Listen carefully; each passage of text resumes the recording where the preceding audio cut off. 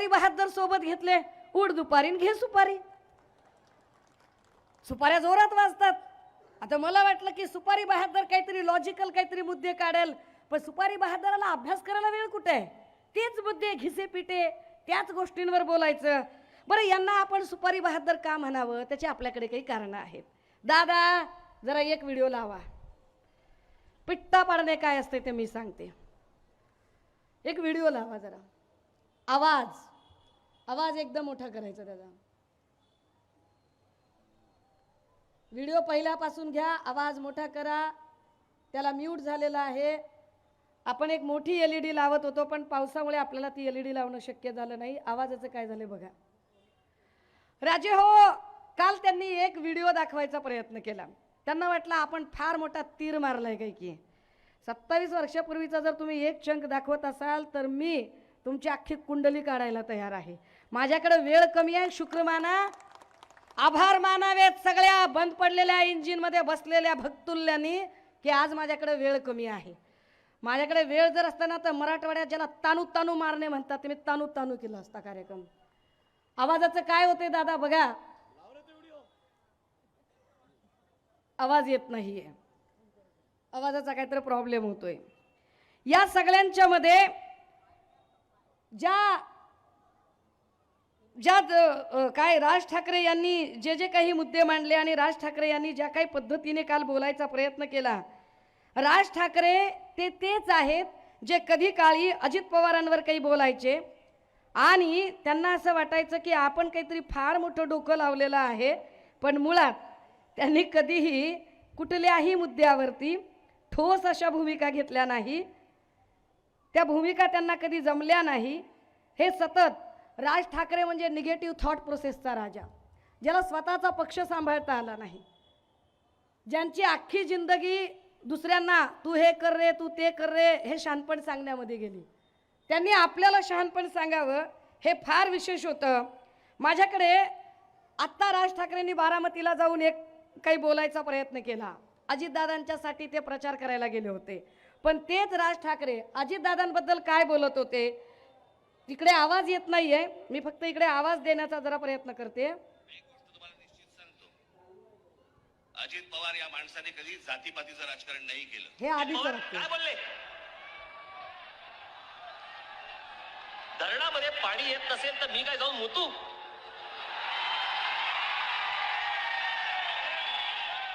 अजित पवार याच्या पुढे महाराष्ट्रात तुम्हाला मत नाही मिळणार, तुम्हाला बूथ मिळेल. याच्या पुढे अजित पवार याच्या पुढे महाराष्ट्रात तुम्हाला मत नाही मिळणार, तुम्हाला बूथ मिळेल. याच्या पुढे हे म्हणजे ज्या अजित पवारांच्यासाठी आत्ता गेले त्यांनाच हे मागच्या वेळेला काय भाषेत बोलत होते. ही भाषा मी करू नये, कारण माझ्यावर फार चांगले संस्कार आहेत. यांचं हे भांडण इतकं विकोपाला गेलं की त्यांनी यांना सांगितलं की अरे बाबा तू तुझ्या काकामुळे, मी माझ्या काकामुळे, मी सकाळी लवकर उठतो, तू जरा उशिरा उठतो. त्यावर यांनी त्यांना गवत उपटण्यापर्यंत सांगितलं. सगळ्या महाराष्ट्राने ऐकलं. या सगळ्यांच्या मध्ये पुन्हा जे काय म्हणत होते म्हणजे 27 वर्षापूर्वीचा वादविवाद स्पर्धेतला एक व्हिडिओ दाखवणाऱ्या राज ठाकरेंना विसर पडला की राज ठाकरे आत्ता काय बोलत होते, मागच्या वेळेला काय बोलत होते. दादा दुसरा व्हिडिओ नीट चालतोय का बघा.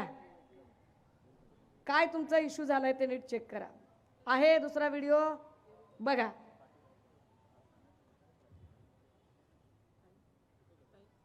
हा, एलईडीला आवाजच नाहीये. शे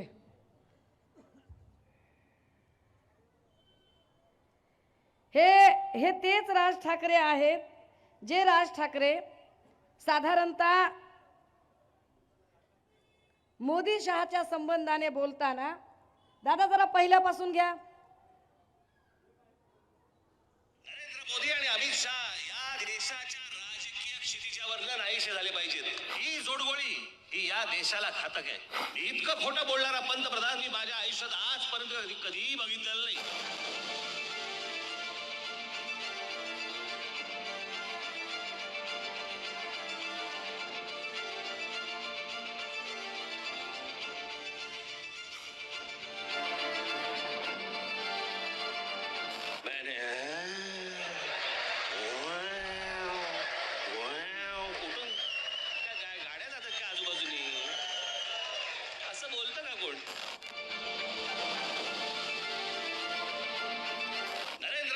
अमित शहा या देशाच्या राजकीय क्षितिजावरनं नाहीसे झाले पाहिजेत.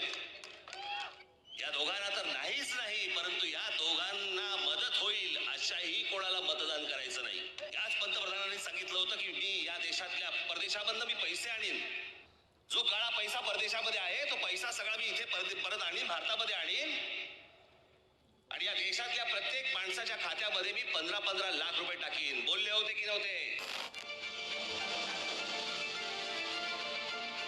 एक प्रयोग आम्ही नरेंद्र मोदींचा पाहिला, ज्यांनी देश खड्ड्यात घातला.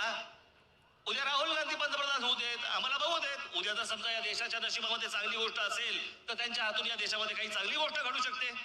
पंतप्रधान हा या देशाला पर्याय कधी होता? कोणी दिला होता? कोणीच दिला नव्हता. तुम्हाला माहिती पण नव्हतं की या देशाचा पंतप्रधान कोण होणार आहेत म्हणून. पण ही जोडगोळी ही या देशाला घातक आहे. इतकं खोटं बोलणारा पंतप्रधान मी माझ्या आयुष्यात आजपर्यंत कधीही बघितलेलं नाही. 8,50,000 संडास एका आठवड्यामध्ये बांधले.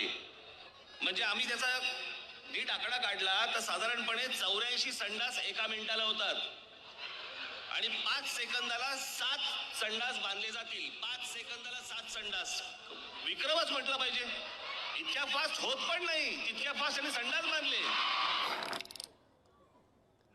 हे राज ठाकरे आहेत. मी मोदींवर काहीच बोलायची गरज नाही. राज ठाकरेंची भाषा आहे की मोदी किती खोटारडे आहेत, अमित शहा किती खोटारडे आहेत. आणि मागच्या वेळेला ही सगळी मुक्ताफळं त्यांनी उधळली. फार लांबचा काळ नाहीये. बरं, ही सगळी मुक्ताफळं उधळल्यानंतर काय म्हणाले काल राज ठाकरे? ते असं म्हणाले की काय वाईट दिवस आलेत. म्हटले बघा, त्या बाईला तुम्ही म्हणले प्रवक्ता केलंय, त्या बाईला तुम्ही नेता केलंय. हो बाबा, मला नेता केलंय, मला प्रवक्ता केलंय, काय जे असेल ते असेल. पण भाजपवर किती वाईट दिवस आले असतील बरं, की ज्या राज ठाकरेंनी भाजपची एवढी मापं काढली, ज्या राज ठाकरेंनी भाजपची एवढी इज्जत काढली, आणि विशेष राज ठाकरेवर किती वाईट दिवस आले असतील की ज्या भाजपच्या नेत्यांनी, ज्या देवेंद्र फडणवीसांनी राज ठाकरेंना अक्षरशः चिल्लर सुपारीबाज करून टाकलं. वाक्य नीट आहे का? ज्या राज ठाकरेंना देवेंद्र फडणवीसांनी चिल्लर सुपारीबाज करून टाकलं, ते देवेंद्र फडणवीसांची किती वाईट वेळ असेल. म्हणजे पिंजरा पिक्चर मध्ये आठवते का तुम्हाला? पिंजरा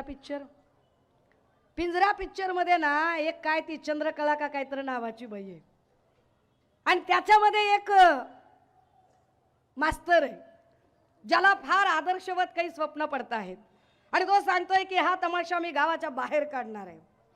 आणि जेव्हा जेव्हा चित्रपट जसा एंडिंगला येतो तेव्हा क्लायमॅक्सला असं दिसतं की तो जो आदर्शवत स्वप्न पडणारा जो मास्तर आहे तो त्याच तमाशामध्ये असा तुंतुन घेऊन उभा राहतो. मी जास्त काही बोलायला नको. मी यांना म्हटलं की हे फार सुपारी बहादर दादा, तिसरा व्हिडिओ तयार ठेवायचा, आवाज आहे माझ्याकडे, काय टेन्शन घेऊ नका. हा, कारण आपल्याकडे खोक्याचे पैसे नाही येत ना त्यांच्यासारखे की जे भाजपचे अशी पैसे देऊन गर्दी बनवतील. ही सगळी विश्वासाची माणसं आहेत, ताकदीनं निष्ठेनं लढणारी माणसं आहेत. ही पैसे देऊन आणलेली माणसं नाही आहेत. आणि त्यामुळे जे भाजपच्या जीवावर मोठ्या स्क्रीन लावू शकतील आणि भाजपच्या जीवावर करतील, आम्ही दुसऱ्याच्या जीवावर दुसऱ्याची पोरं कडेवर घेत नाही. हे पण वाक्य त्यांचंच आहे, दाखवणार आहे मी. आम्ही आमचीच पोरं सांभाळतो. पण हे कसे सुपारी बहादर आहेत हे एकदा सांगितलं पाहिजे. लावा जरा देवेंद्रजींचा व्हिडिओ लावा जरा. हे कसे सुपारी बहादर आहेत, काय म्हणतात बरं आमचे देवाभाऊ यांच्याबद्दल? पहिले तर तुम्हाला एक सांगतो, राज ठाकरेंची अवस्था कशी आहे. एखादा व्यक्ती क्रिकेटमधून रिटायर झाल्यावर तो काय करतो? तो कॉमेंट्री करतो. अर्थात तो मानधन घेऊन करतो. हे करतायत की नाही मला माहित नाही, पण तशी राज ठाकरेंची आता अवस्था आहे. ते आता केवळ कॉमेंट्री करतायत, ते खेळत नाही आहेत. Is a non playing person. ते रिटायर्ड आहेत. पण ठीक आहे, आता ज्याची सुपारी आपण घेतली त्याची सुपारी वाजवावी तर लागेल, म्हणून ते वाजवत आहेत. राज ठाकरे सुपारी घेतल्यावर वाजवतात. त्याच्या पुढे बरंच काही ते बोलले की राज ठाकरे म्हणजे कोण, मनसे म्हणजे कोण, मतदार नसलेली सेना. त्याची आता उनसे झालेली आहे, म्हणजे उमेदवार नसलेली सेना. आणि उमेदवार नसलेली सेना आता कुणाच्या, म्हणजे लगीन लोकांचं.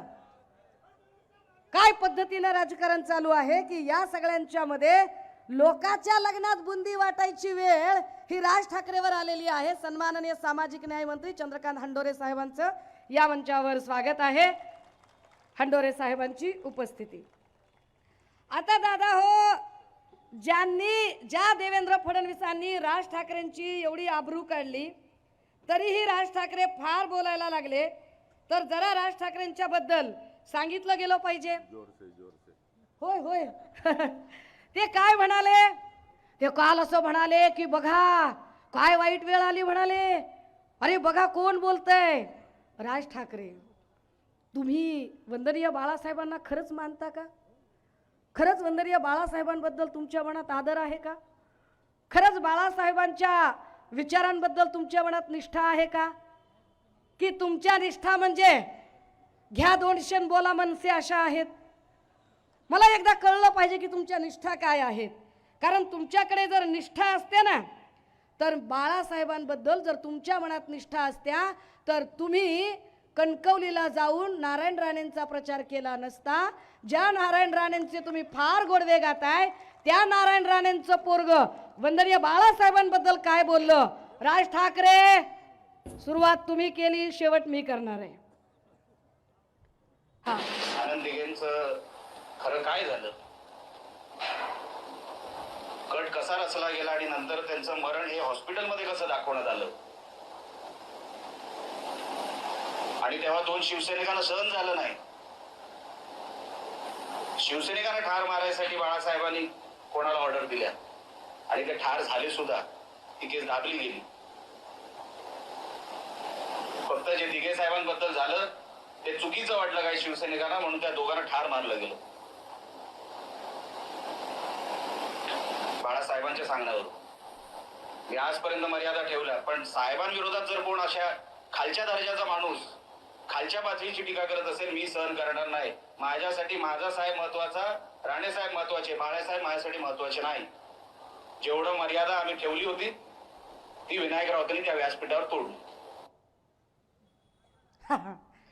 हे सांगतात मारायचं होता बाळासाहेबांना. अनेक वेळेला सोनू निगमला ठार मारायचे प्रयत्न झाले. तुम्ही त्यांना विचारा, कधी ते सांगतील सुद्धा. घाबरले असतील, पण आज बाळासाहेब नाही तर कदाचित सांगतील सुद्धा कसे कसे कुठे कुठे सोनू निगमला ठार मारायला शिवसेने केलं बाळासाहेबांच्या सांगण्यावरून. ह्या नारायण राणेंचा पोरगा ज्यांच्यासाठी राज ठाकरे मत मागायला गेले आणि राज ठाकरेंना काल उमाळे फुटत होते वंदनीय बाळासाहेबांबद्दल. वंदनीय बाळासाहेबांबद्दल फार प्रेम आणि आपुलकीचा पाझर फुटत होता काल राज ठाकरेंना. राजजी नाही, राजजी वगैरे म्हणू नये तुम्हाला. Mister Raj, do you have any idea about this video? Mister Raj, क्या आपको कुछ अंदाजा है इस वीडियो के बारे में? जिस वीडियो में नारायण राणे के सुपुत्र बाला साहब पर लांछन लगा रहे हैं, उन्हीं बाला साहब पर, जिन बाला साहब के नाम पर कल आप बहुत आंसू बहा करते थे, बहुत आंसू बहा लिया आपने कल. क्या आपको तनिक भी इस बात का, तनिक भी, जरा भी, रत्ती भर भी अफसोस नहीं है कि उसी नीलेश राणे के बाप को चुन कर लाने के लिए आप कणकवली में गए? तो आप कौन है? कोण आहात तुम्ही मिस्टर राज?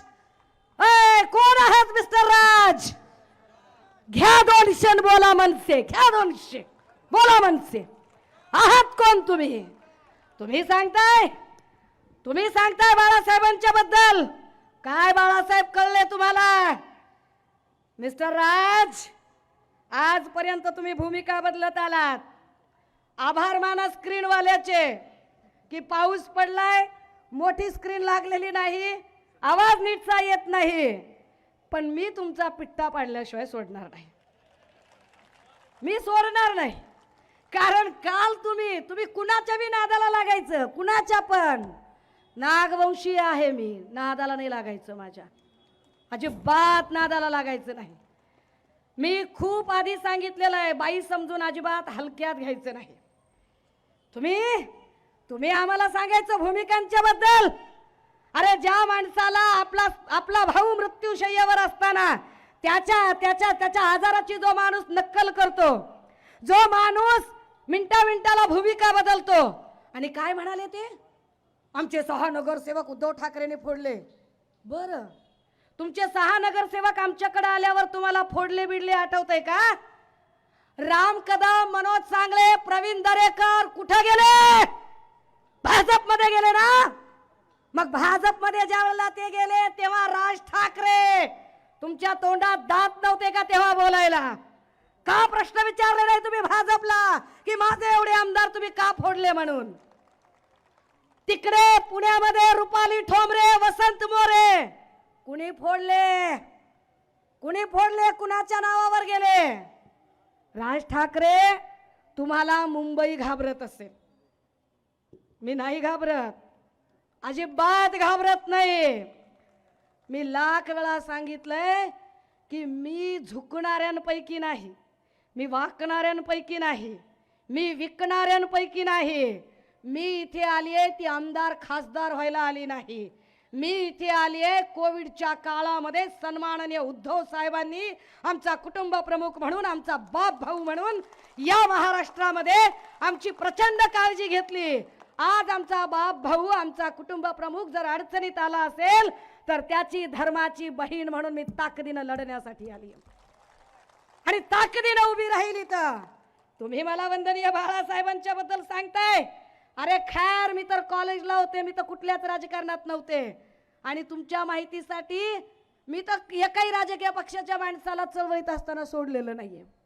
एकाही माणसाला मी प्रत्येक माणसांच्या निर्णयांच्या समीक्षा करत आलेली आहे. परंतु त्या समीक्षा प्रचंड वैचारिक होत्या. तुमच्यासारख्या घ्या 200 बोला मनसेवाल्या नव्हत्या त्या. मी काहीतरी ठरवून काहीतरी मनाशी आले होते. मिस्टर राज, काय भूमिका होती तुमची? ए दादा, लाव रे बाबा तो व्हिडिओ. त्यांची जरा नारायण राणे बद्दलची आधीची भूमिका काय होती बघू देत.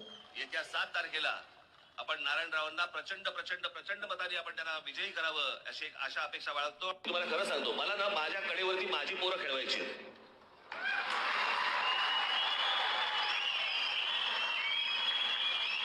कारण सध्या महाराष्ट्रामध्ये काय झालंय, दुसऱ्याची पोरं कडेवरती घेऊन फिरण्यामध्ये जो आनंद मिळतोय, तसलं सुख नकोय मला. माझ्यात आहे ताकद तेवढी. खरंच ताकद आहे यांच्यात, खरंच ताकद आहे. मला माझी पोरं खेळवायची, दुसऱ्याची पोरं कडेवर खेळवत नाही मी. अहो, तुमची पोरं कोण कोण खेळवते ती बघा की. तुम्ही मला सांगताय, तुम्ही सुषमा अंधारेवर शंका घ्यायची. अरे सुषमा अंधारे खऱ्या अर्थानं बाळासाहेबांच्या विचारांचा वारसा चालवते. सुषमा अंधारे खऱ्या अर्थानं बाळासाहेबांसाठी चालवते. गेली 2 वर्ष 5 वर्षाचं लेकरू घरात सोडून एक दिवसही घरात न थांबता पायाला भिंगरी बांधून ताकदीनं ट्विटरवर पिन करून ठेवलंय ट्विट की ज्या पद्धतीनं तुम्ही उद्धव साहेबांना खाली उतरवलं त्याच्या 50 पट अधिक सन्मानानं त्यांना तिथं पोहोचवल्याशिवाय स्वस्त बसणार नाही. आणि का दादा, ही शेवटचा व्हिडिओ लय महत्वाचा आहे. का तुम्ही बाळासाहेबांचा शब्द पाळला नाही, मी पाळते तो शब्द. सांभाळून घ्या. मला सांभाळलं, तुला सांभाळा, आदित्याला सांभाळा आणि महाराष्ट्राचा उत्कर्ष करून द्या असेच मी प्रयत्नी नतमस्तक होऊन प्रार्थना करेन. इमानाला महत्व द्या, आम्हाला नाही, एवढंच म्हणेन. जय हिंद, जय महाराष्ट्र, वंदे मातरम, जय हो. इमानाला महत्व द्या म्हणाले बाळासाहेब. इमानाला. माझ्या उद्धवला आणि आदित्यला सांभाळा म्हणले. जर तुम्हाला बाळासाहेबांचा विचार मान्य असताना तर आज तुम्ही आपल्याच भावाला शत्रुत्व करत त्याच्या विरोधी गोटात सामील झाला नसतात.